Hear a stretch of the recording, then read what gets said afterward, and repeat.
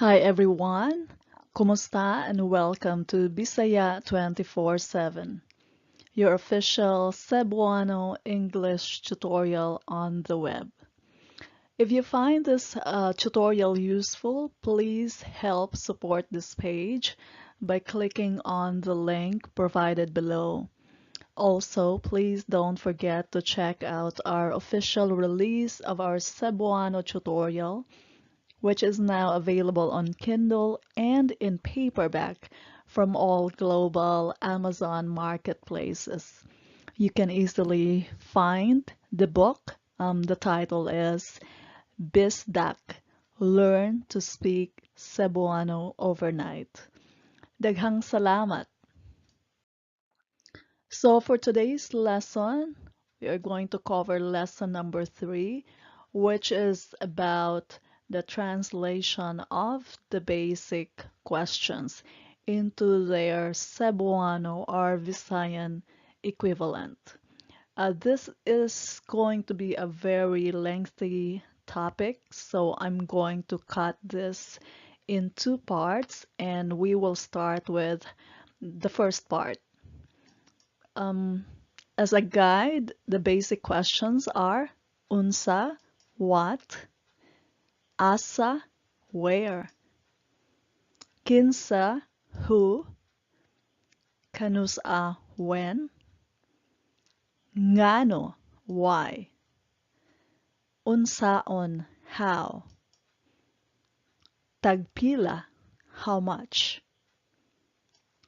It is important for you to familiarize yourselves with these very basic questions because as you go along your travel, you will particularly need this translation with your interactions or your basic conversations. We will take as an example the first question, which is what? Unsa. Consider the phrase unsa ang imong nga angga. Unsa is what? Imo is the pronoun your. Angga, or sometimes you hear this as danga with a letter D. It means nickname. There's also another word, palayao, which also means nickname. So when you ask somebody, unsa ang imo nga angga, you are basically just asking, what is your nickname? I'm pointing this out as an example because you might get to encounter a lot of these scenarios wherein people would rather be called by their nicknames. And of course, um, when you get to know somebody or you meet new people or probably you find new acquaintances, the typical question would be, unsa ang imong ngalan? And as we have previously discussed in the first few lessons that we've had, unsa ang imong ngalan means what is your name? It is very typical that after asking what is your name, the next question is unsa ang imong angga, or what is your nickname? It is for your own advantage to be able to ask this question because I know for a fact that a lot of Filipino people have really long names and sometimes they sound a bit confusing. It will always help you to remember somebody's nickname. Say, for example, if the person would say, oh, my name is Joseph Anthony, you can easily just say, oh, what is your nickname? And he might say, just call me Jojo. Or Another example would be, oh, my name is Maria Angelou, and she might say, just call me Malu. So those nicknames are easier to remember than trying to remember very long full names. And some of the names are not even popular names. So in terms of remembering them and the syllabication of the names, the full names, it could get a little too challenging for you to remember these names. And most people would rather also be referred to by their nicknames. So just remember, after asking a person or a new acquaintance, the first question, unsa ang imong ngalan? What is your name? The next question that typically follows is, unsa ang imong angga? Or, what is your nickname? Now let's have unsa versus naunsa. What is the difference between unsa? And what happens when you see the prefix na before unsa? Let's have a few examples. Unsa, what? Unsa ni, what is this? Unsa na, what is that? If you noticed here, I put an apostrophe before ni and before na. It simply connotes a concatenation of the full word, which is kini and kana. Kini is this, kana is that. So unsa ni or unsa kini, what is this? Unsa na, unsa kana, what is that? Unsa man, what is it? Man here is used for emphasis. So when you say unsa man, you are being emphatic about wanting to get an answer. And typically this question is used to verify the answer from a few choices. So it could be a yes or a no. It could be going to the left or going to the right. But more or less, the idea here is trying to get an answer to verify a choice from a few options. So you can just say, unsa man, are we leaving or are we staying?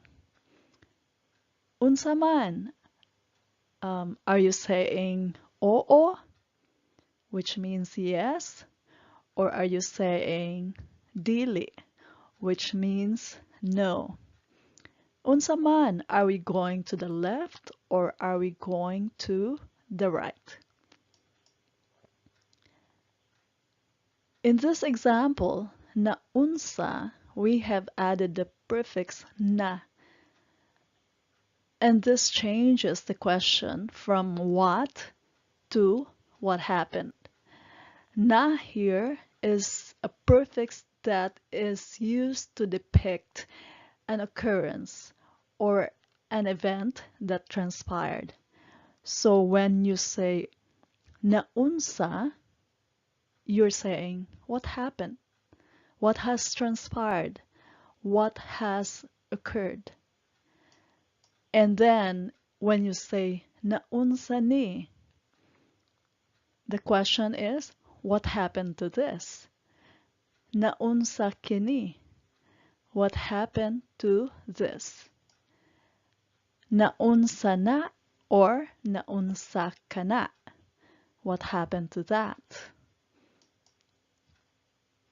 And again, we have the example man. Naunsa, what happened? And when you want to put emphasis, naunsa man? What really happened? Naunsa man?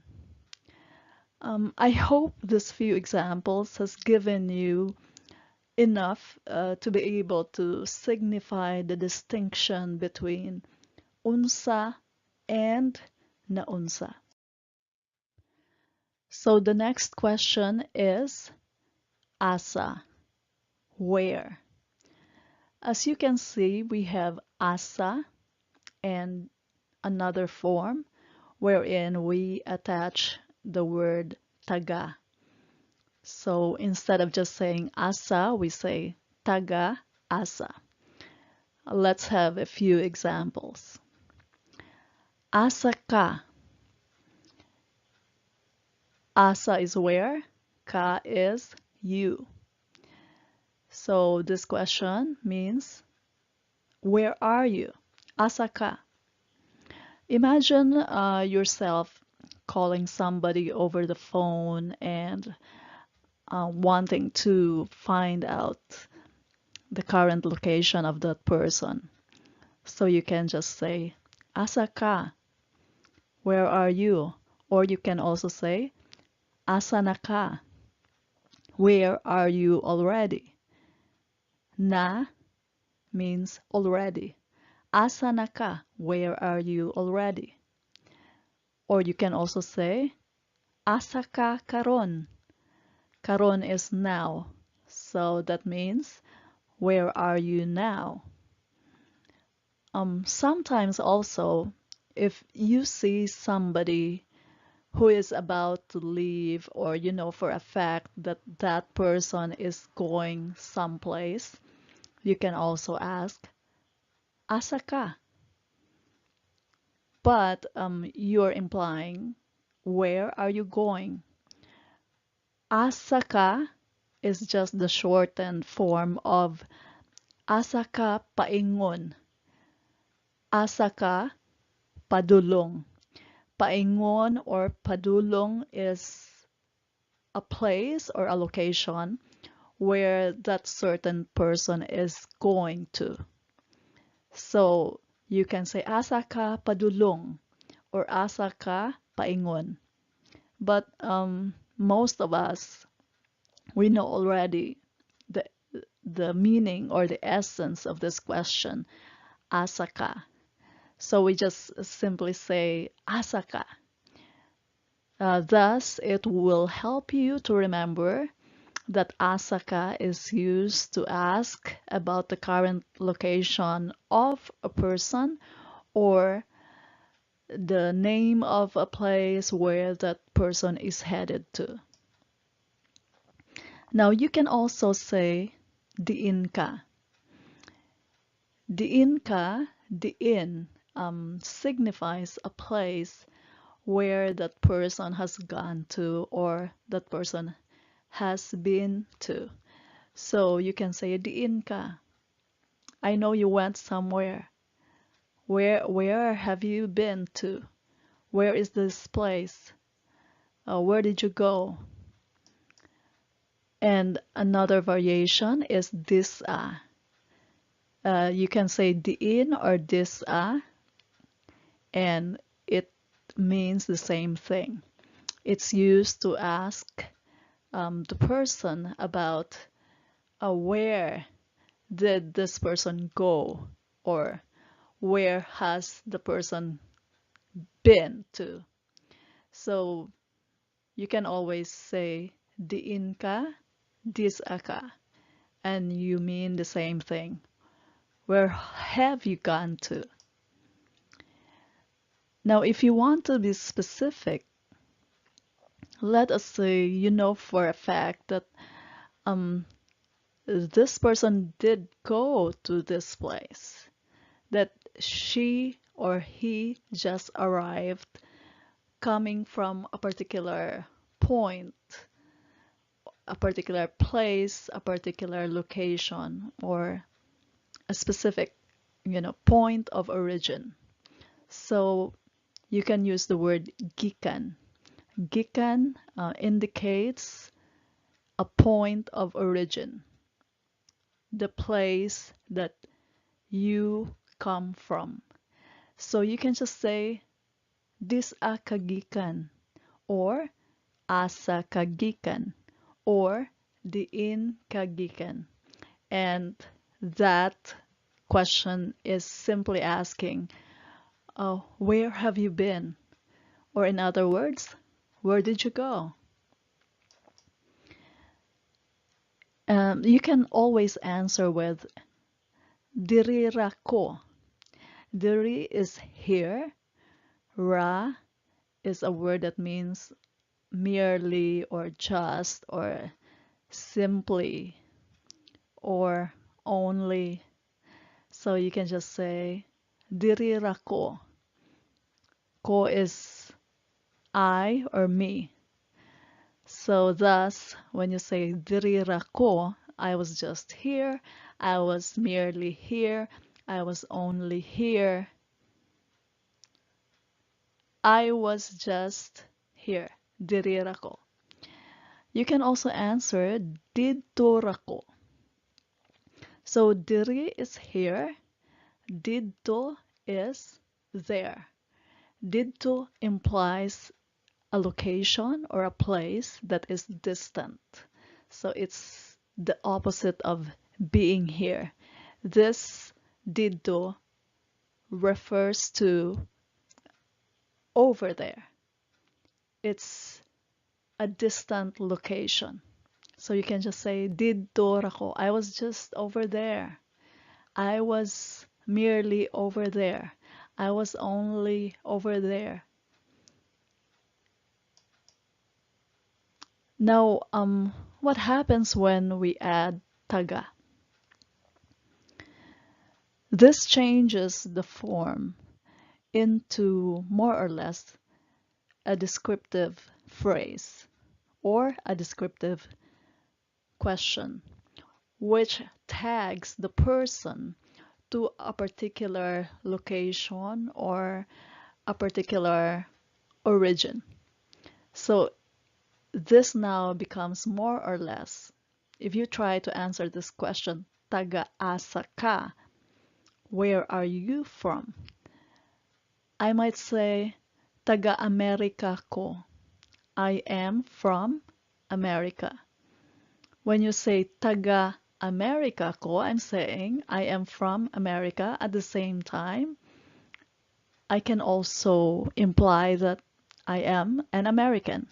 So it describes me as a person, or it describes the place where I hail from. So instead of just taking a narrative of a point or a location of a certain person, this taga attaches this location as a description of that person. So it tags the person. Either you say taga asa ka, or taga diin ka, or taga dis ka. The question is the same. You're asking, where are you from? Where do you hail from? Where's your place of origin? And you can even say, in a specific form of questioning, taga Cebu ka? Are you from Cebu? Taga London ka? Are you from London? Taga Japan ka? Are you from Japan? And that form of questioning more or less attaches a description to that person. It could be, a place of birth, because the answer would now refer to that person's place of origin. So I might say, taga Pilipinas ko. I am from the Philippines. That means I'm a Filipina. You can always answer by saying, taga diri ko. I am from here, or I am from this place. Taga dito ko. Oh, I am from that place. I am from a place that is distant from this place. Dito, diri.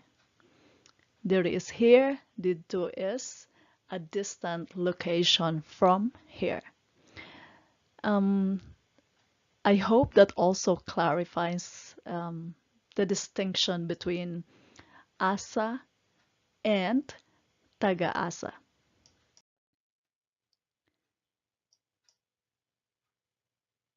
Let's tackle a few more examples so we will get to familiarize ourselves with what is diri, which can be sometimes said as dinhi, or dira, which can also be said as dinha or diha, and what is diddo.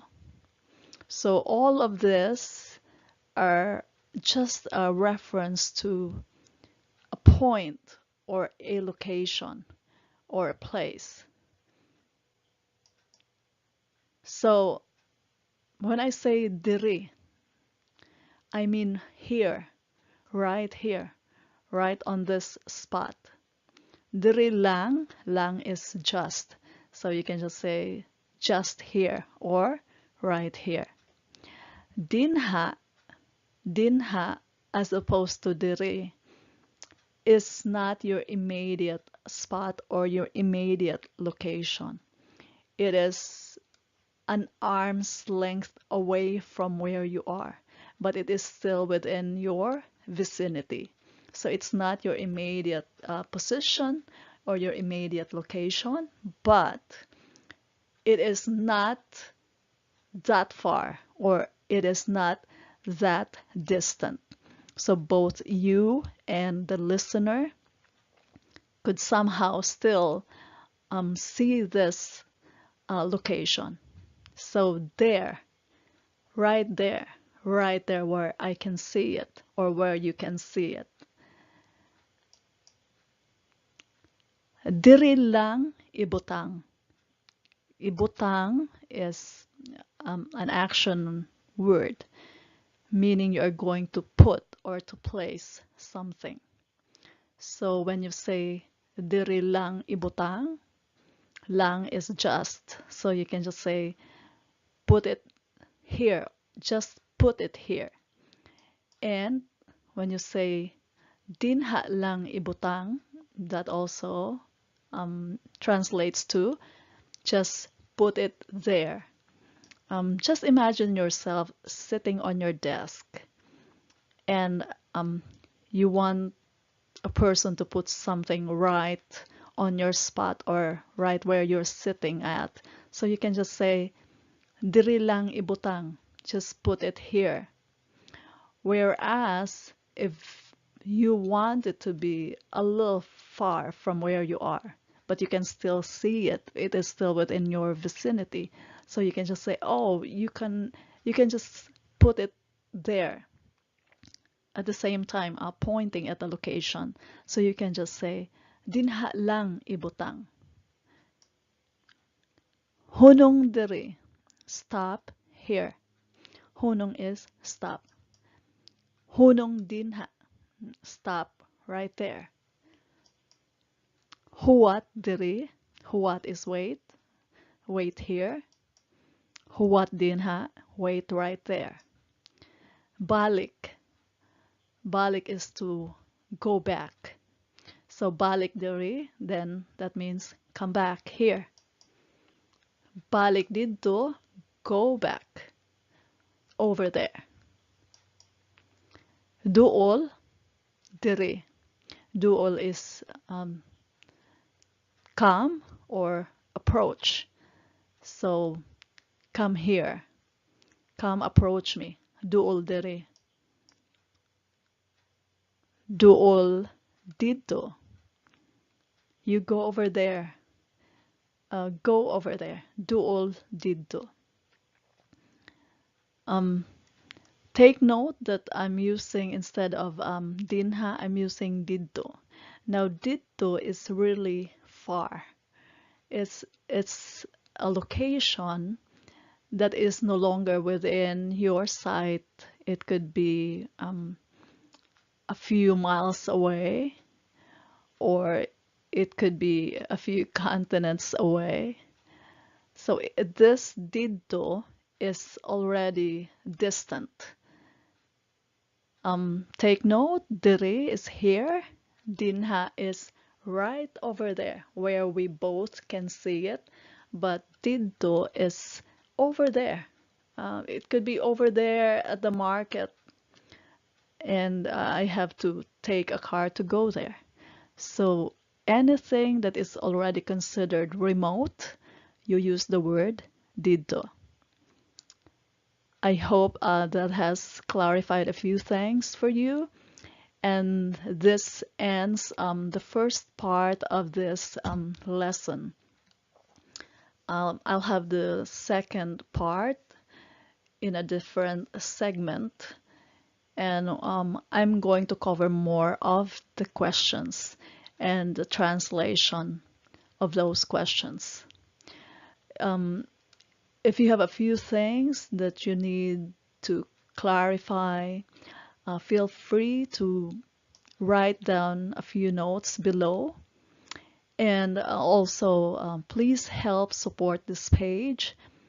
I'm hoping that we will be able to produce more of this guide for global use.